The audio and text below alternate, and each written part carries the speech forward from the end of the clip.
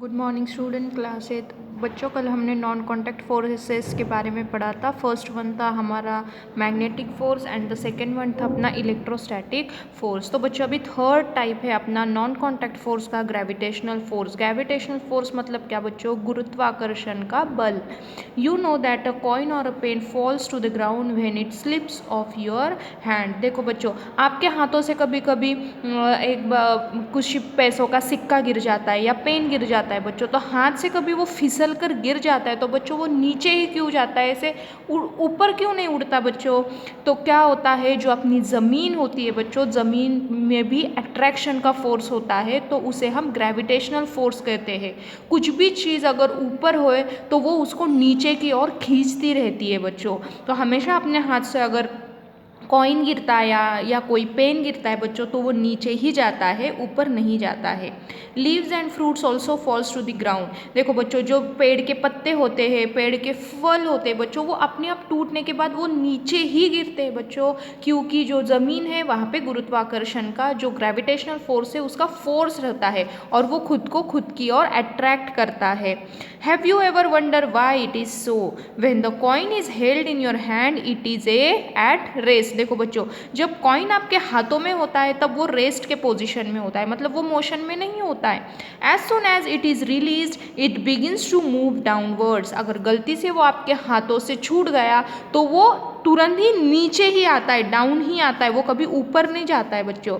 It is clear that the state of motion of the coin undergoes A change. और जब वो अपने हाथों में था वो रेस्ट था, फिर वो जब नीचे गिर रहा है तब उसको मोशन आया है, उसके फोर्स से नीचे गिरा है वो। Can this happen without force acting on it? मतलब ये किसी विदाउट फोर्स के, मतलब विदाउट फोर्स से ये हो रहा है क्या बच्चों? Obviously not. Which is this force? और कौन से फोर्स के वजह से वो ज़मीन की ओर अट्रैक्ट हो रहा है, मतलब ज़मीन पर ही गिर रहा है, वो हवा में क्यों नहीं उड़ रहा है? क्योंकि बच्चों हवा में वो फोर्स नहीं होता है।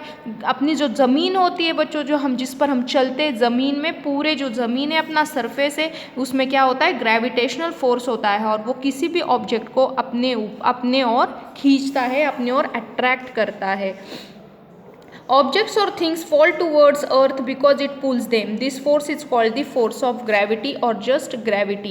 देखो बच्चों, कोई भी चीज़ अगर ऊपर से गिर रही है तो वो नीचे ही आकर गिरती है। तो क्यों गिरती है बच्चों? जो अर्थ है, जो ज़मीन है बच्चों, वो उस चीज़ को अपनी ओर खींचती है, मतलब वो अट्रैक्ट करती है, और इसी फोर्स को बच्चों फोर्स ऑफ ग्रेविटी और ग्रेविटी कहते हैं। This is an attractive force. और ये कैसे अट्रैक्टिव? क्योंकि ज़मीन खुद की ओर वो चीज़ को अट्रैक्ट कर रही है, खींच रही है। The force of gravity acts on all objects. सारे ऑब्जेक्ट्स पर क्या होता है बच्चों? फोर्स ऑफ ग्रेविटी काम करती है। The force of gravity acts on all of us all the time without our being aware of it. Water begins to flow towards the ground as soon as we open a tap.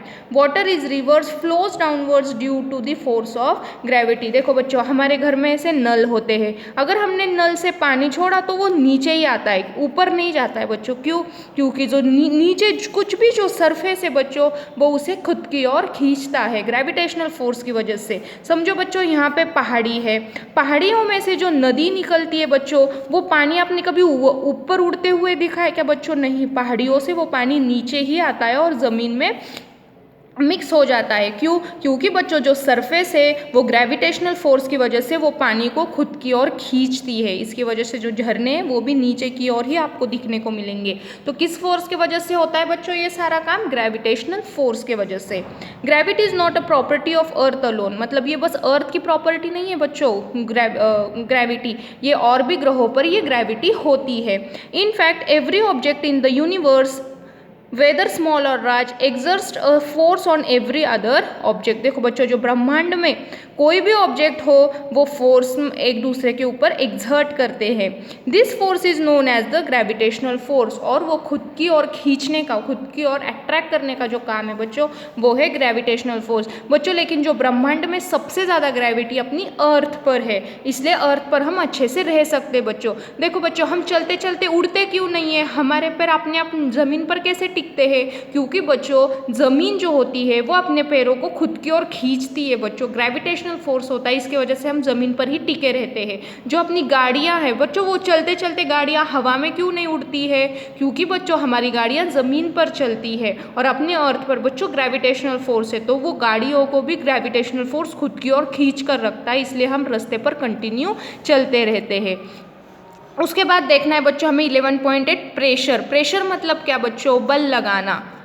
You have learnt in class 7 that strong winds during a storm or a cyclone can blow away even the roof tops. देखो बच्चों आपने 7th में पढ़ा था कि जो cyclones आते हैं, स्ट्रोम आते हैं, बड़े बड़े जो हवा साइक्लोन्स आते हैं, वो तो कभी कभी इतने तेज़ी से आते हैं जो अपने घर के छप्पर भी वो उड़ा देते हैं।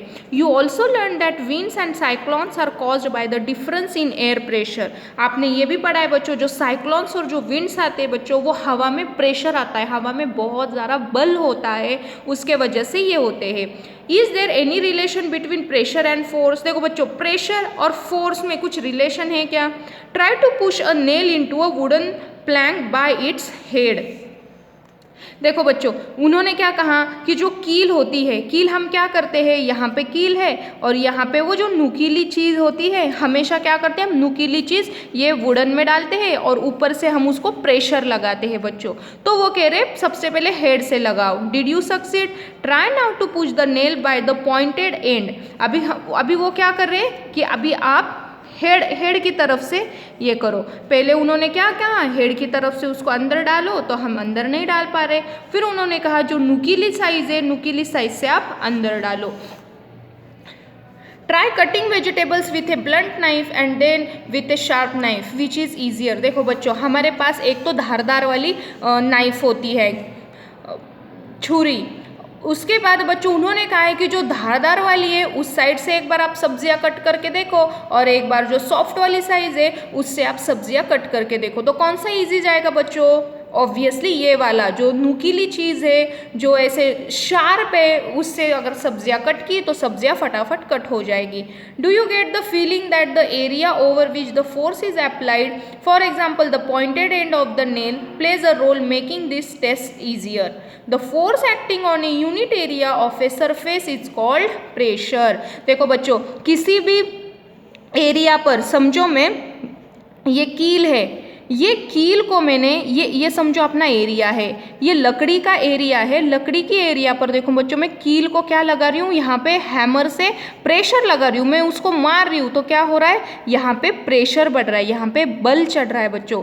तो force acting on a unit area, मतलब ये यूनिट एरिया है, मैं इस पर फोर्स लगा रही हूँ बच्चों, तो इसी को हम क्या कहेंगे, प्रेशर कहेंगे। एंड प्रेशर का क्या है formula, pressure is equal to force upon area on which its acts. Pressure मतलब क्या, ये एरिया है और उस पर मैं क्या लगा रही हूँ, फोर्स लगा रही हूँ, तो इसे बच्चों क्या कहते हैं, प्रेशर कहते हैं।